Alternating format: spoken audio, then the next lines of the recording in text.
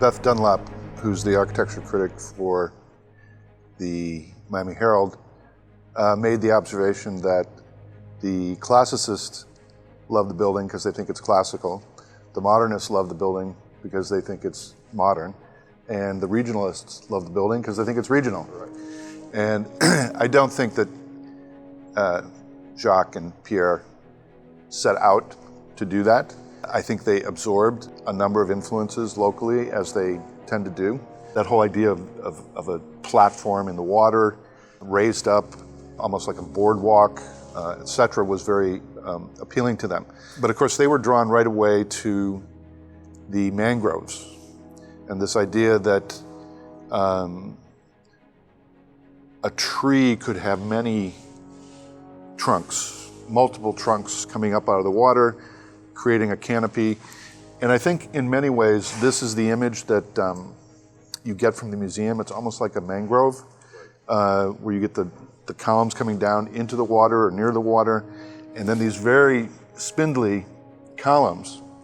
So by keeping them slender and then reinforcing the strategic part, they were able to keep this vision of many different, thinner, narrow columns, and of course with the fantastic greenery. So the building is sort of like a mangrove.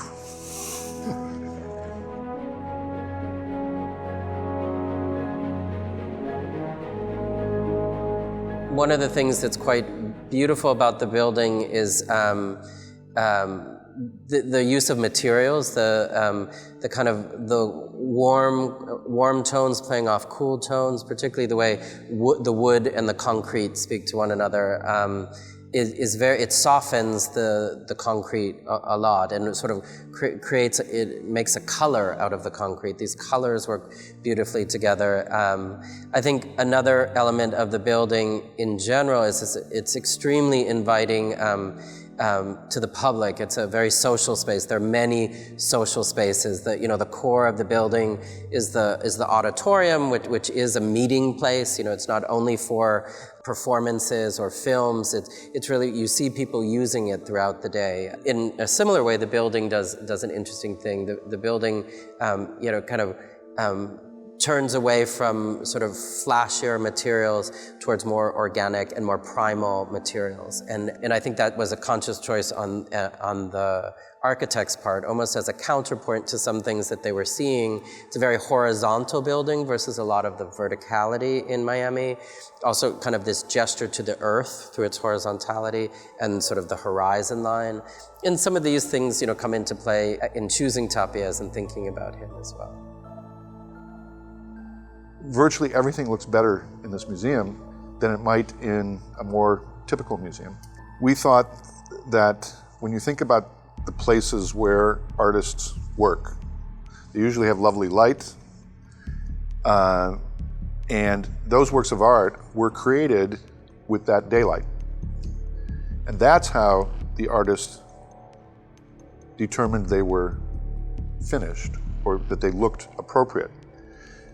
Moving them into a kind of white box with no daylight is actually distorting the picture a little bit.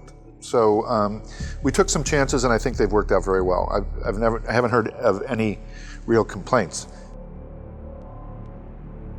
Scale in relationship to artworks, the scale of galleries are extremely important for the physical artworks. If you have gigantic spaces and small artworks, gigantic spaces make any artwork look tiny. And I think in this case, the architects have done a beautiful job with proportions with the galleries. I can't stress enough, sort of how the architecture can really influence the visitor's experience, and particularly sort of the entrance to a museum, how inviting is that? And I think our museum is extremely inviting. You come in and you're sort of you're immediately kind of in the art. There's a project gallery right off the entrance area. You're invited right away into the museum in all senses. Instead of giving us gigantic, 3 or 4 spaces, they gave us 15 spaces of different sizes, and as a curator, those are very creative problems to solve. Architecture is a kind of choreography, and exhibitions are choreographies as well. Like, we think a lot about how people will move from one object to the next object. That's a lot of what I think about, just as architects think about people moving from one space to another space. So they're very much, in dialogue with each other, and I think they've done a beautiful job of choreographing a very kind of relaxed and but interesting sort of path, multiple paths through the museum. What they're doing here is so kind of phenomenal. There's so few places. Let's disregard for a second Miami Beach itself, the beach.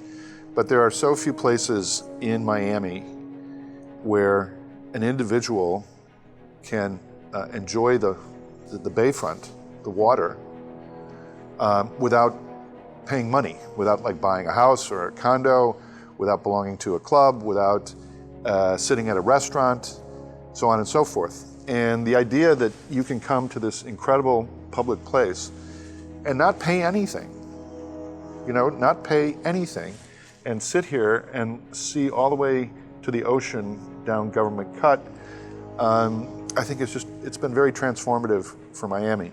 I remember being out here when the museum first opened, and these kids came out onto this terrace and looked around, and they said, "Cool, cool."